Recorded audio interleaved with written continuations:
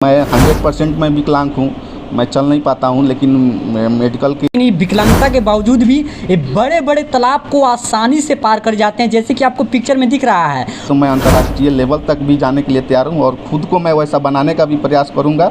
अभी तो मैंने कुछ वर्क कर रहा। अगर आपको स्टेट लेवल का कोई ऐसे स्विमिंग के क्षेत्र में भाग लेने को अवसर मिलता है तो आपको कितना विश्वास है कि आप उसमें क्वालिफाई कर जाएंगे? उसमें तो मेरा 100% विश्वास है कि मैं उसमें क्वालिफाई करूँगा। चूँकि यहाँ पे करीब समझ जाइए कि 200 फीट गड्ढा है, यहाँ पे तैर। अभी हमारे साथ एक व्यक्ति को देख रहे हैं जिनका नाम है संजय यादव।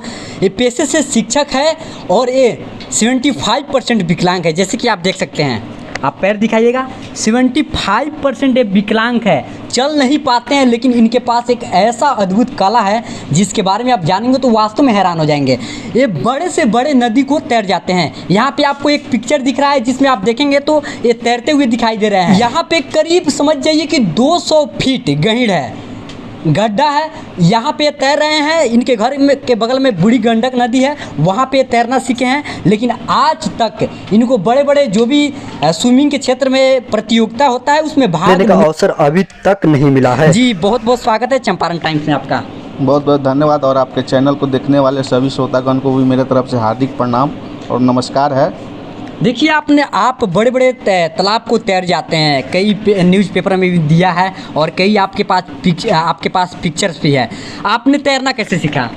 देखिए, तैरने की जहाँ तक बात है, मैंने जब बच्चा था तो मेरे उम्र के जो बच्चे थे वो लोग मेरे घर के ही बगल में, जैसे कि बूढ़ी गंडक है, तो उस नदी में वो लोग नहाने जाते थे या फिर मवेशी को नहलाने जाते थे या फिर मछली वगैरह पकड़ने जाते थे।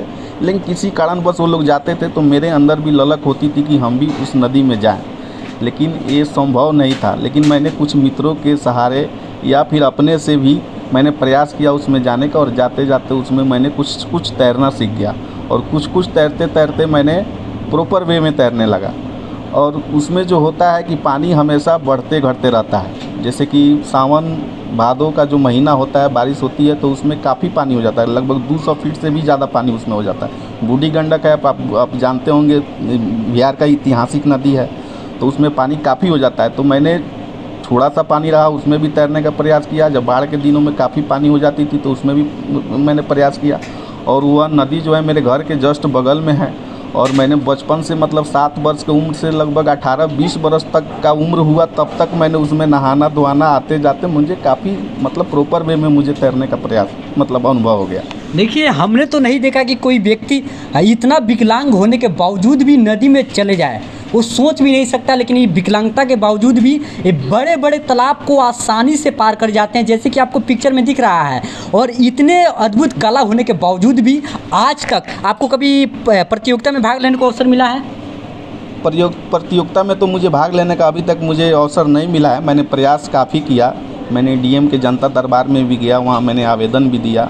जिला सामाजिक सुरक्षा कोषांग होता है जो कि वृद्ध, विकलांग और विधवा का जो मतलब हेल्प करती है, वहाँ भी जाने का प्रयास किया।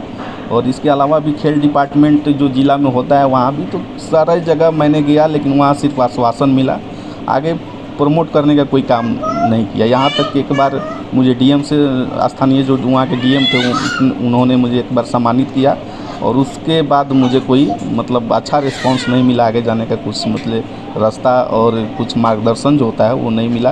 तो मैंने भी सोचा कि भाई अगर इसमें मैंने ज़्यादा अगर समय देते हैं, तो उस समय हम पढ़ाई पीरियड में थे, तो अपना पढ़ाई, और मैं बाल बच्चेदार भी व्यक्ति हैं, तो हमने सोचा कि मेरा काम भी डिस्टर्ब होगा, तो मैंने उसके तरफ से थोड़ा सा इग्नोर करके मैंने अपने काम की तरफ ध्यान दिया कि ये कम से कम ख़राब नहीं।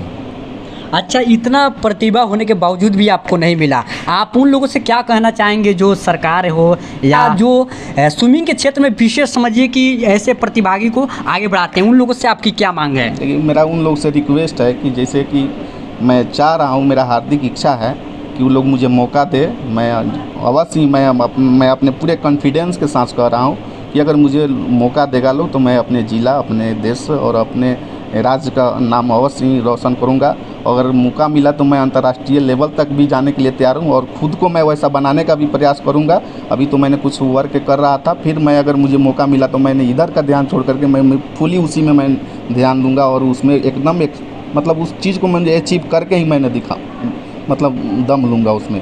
देखिए इनके पास ऐसा कला है कि अगर भारत लेवल का भी इनको प्रतियोगिता में भाग लेने को अवसर मिले तो आसानी से पार कर सकते हैं। बड़े से बड़े तालाब को आप देखने से आपको उधर बिल्कुल समझिए कि समतल नहीं दिखाई देगा, ऐसे तालाब को ये तैर जाते हैं। सिर्फ पानी और पानी ही दिखाई दे ऐसे ऐसे तालाब को ये आसानी से तैर जाते हैं। इतनी बड़ी क्वालिटी इनमें है, लेकिन अभी तक इनको एक भी प्रतियोगिता में भाग लेने को अवसर नहीं मिला है। अगर आपको स्टेट लेवल का कोई ऐसे स्विमिंग के क्षेत्र में भाग लेने को अवसर मिलता है तो आपको कितना विश्वास है कि आप उसमें क्वालिफाई कर जाएंगे? उसमें तो मेरा 100% विश्वास है कि मैं उसमें क्वालिफाई करूंगा, क्योंकि जब भी मुझे अगर मौका मिलता है तो मैं उसमें प्रयास करूंगा कि 100% मैं उस चीज़ को मैं पार करके दिखाऊं और मैं अपने राज्य का नाम रोशन करूं। हमने कई ऐसे लोगों को देखा है जो सही सलामत होने के बावजूद भी, दोनों हाथ पैर सही सलामत है भी, तब भी वो तैर नहीं पाते हैं, वो डरते हैं पानी में जाने से, लेकिन आप तैर जाते हैं। आपने कभी ऐसा कोई व्यक्ति को देखा है जिसके पास जो आपके जैसा हो, जो विकलांग हो और वो पानी में तैरते हो? नहीं, अभी तक तो मुझे ऐसा देखने को नहीं मिला है जिसके पास मतलब 50% से ज़्यादा विकलांगता हो